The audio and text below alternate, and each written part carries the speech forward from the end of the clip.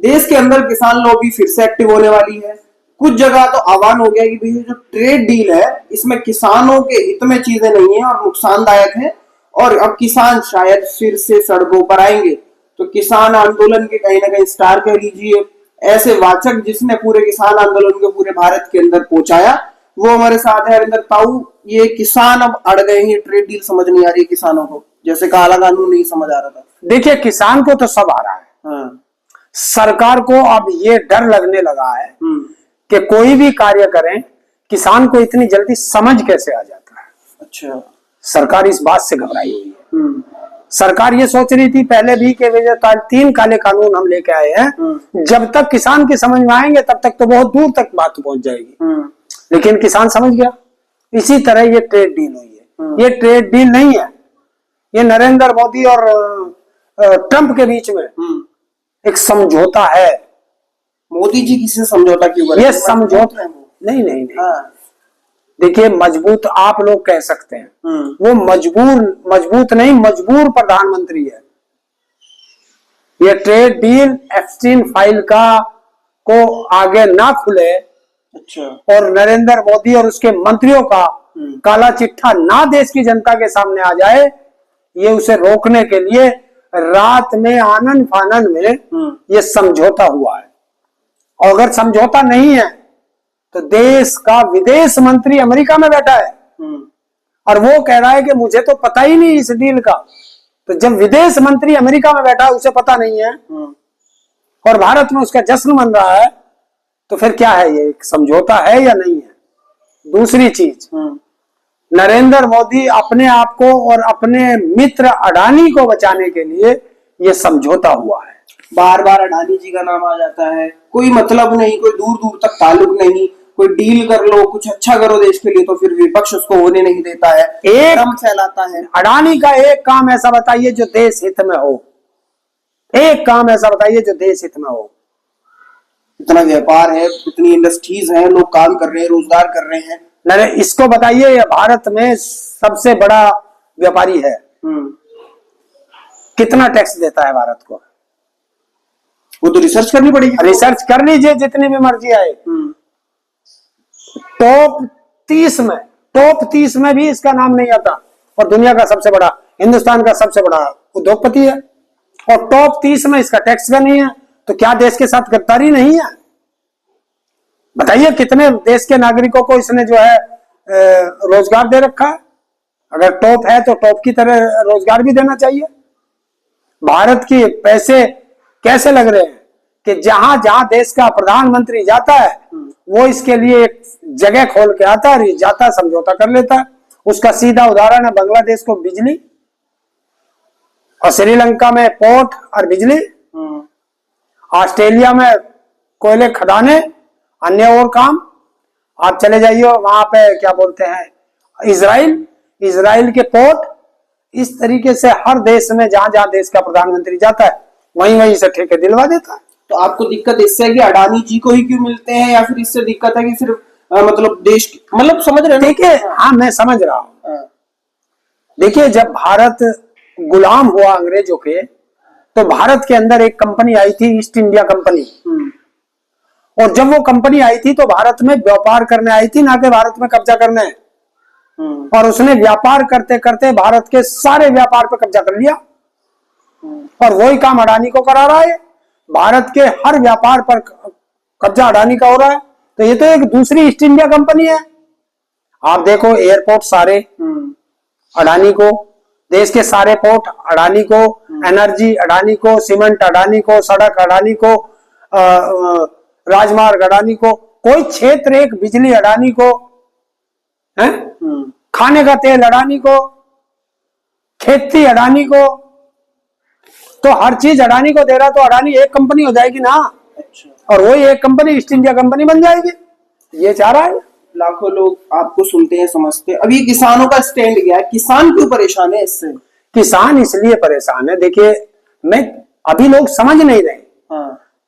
जो दूध के क्षेत्र में और कृषि के क्षेत्र में इन्होंने ट्रेड डील की है जी, आज तक भारत के इतिहास में, जब से देश आजाद हुआ है और आज तक, अलग अलग पार्टियों के प्रधानमंत्री भारत के अंदर हुए, एक ने भी अमेरिका के लिए कृषि के क्षेत्र में और डेयरी के क्षेत्र में अमेरिका के लिए दरवाजे नहीं खोले, क्योंकि उनको पता था कि अगर दूध के क्षेत्र में हमने दरवाजे खोल दिए तो देश का मजदूर जो है वो मर जाएगा, और अगर कृषि के क्षेत्र में खोल दिए तो देश का किसान मर जाएगा, क्योंकि अमेरिका की आबादी हमसे 7-8 गुना कम है, और लेकिन उसका जो जमीन का क्षेत्रफल है वो हमसे 7-8 गुना ज्यादा है, तो वहां ज्यादा पैदावार होती है।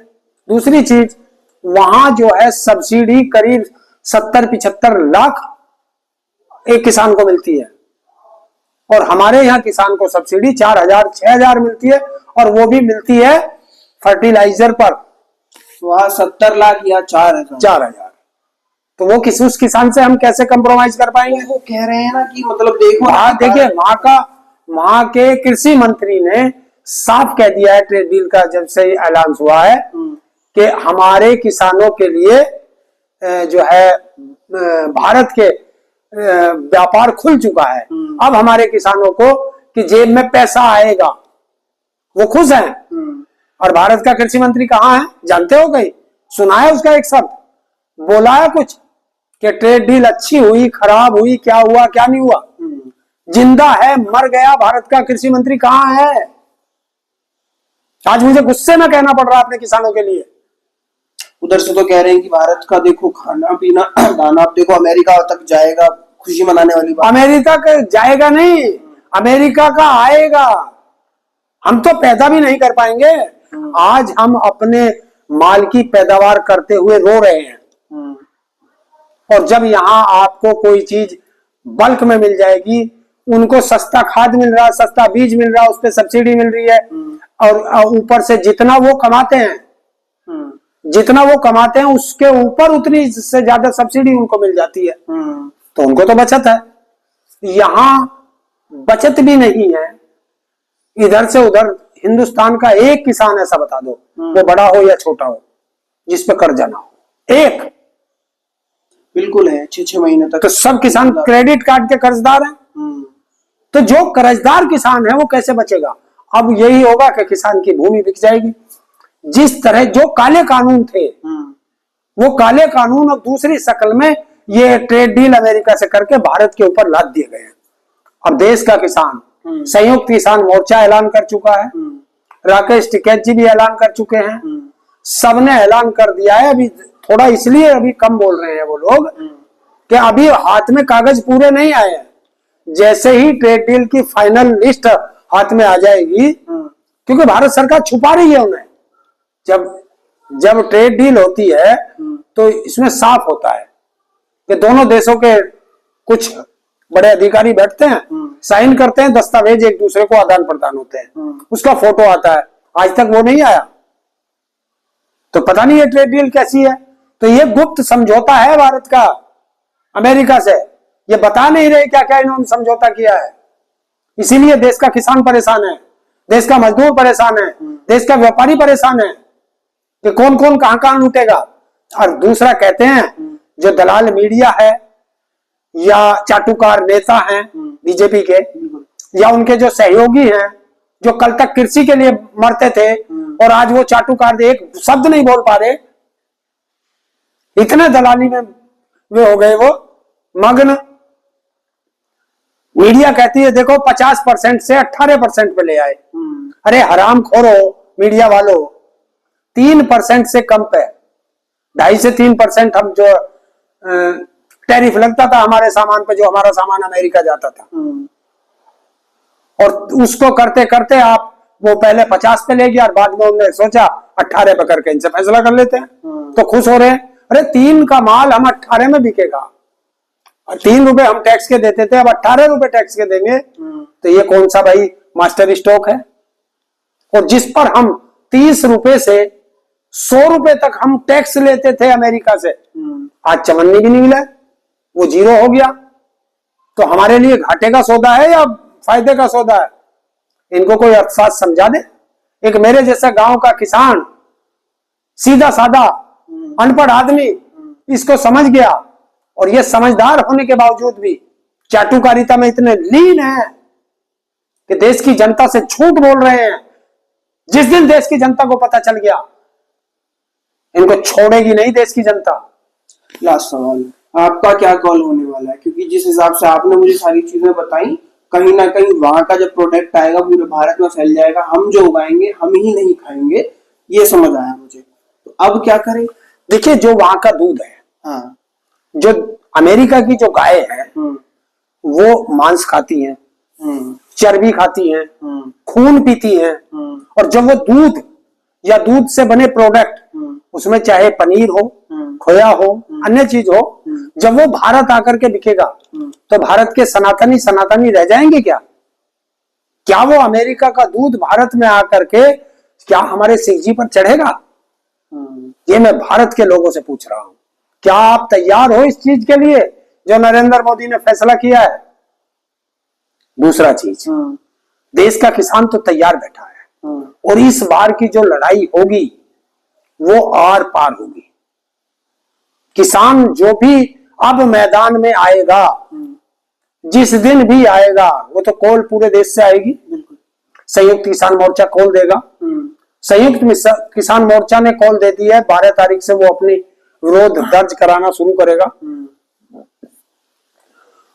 जिस दिन भी वो कॉल आ जाएगी, सर पे किसान कफन बांध करके आएगा। या तो ये कानून रद्द होगा या किसान की मौत होगी। और किसान इस बार दिल्ली की सड़कों पर, बॉर्डर पर नहीं रुकेगा।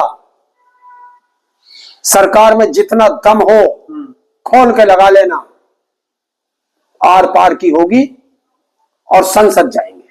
संसद का घेराव होगा, क्योंकि शांत रह करके लड़ाइयां नहीं जीती जाती। मुर्दे कभी जीत नहीं पाते। जिंदा हो तो जिंदा दिखने चाहिए। ये लड़ाई ऐसी होगी, या तो हम रहेंगे या ये कानून रहेगा। देश का कोई भी किसान हाथ नहीं उठाएगा। सरकार गोली मारती रहेगी, जो हम लोग मरते रहेंगे, हमारे साथ वाले उन्हें उठाते रहेंगे, दूसरे आगे बढ़ते रहेंगे, इस हाथ पे रहेंगे। हाथ हम नहीं उठाएंगे।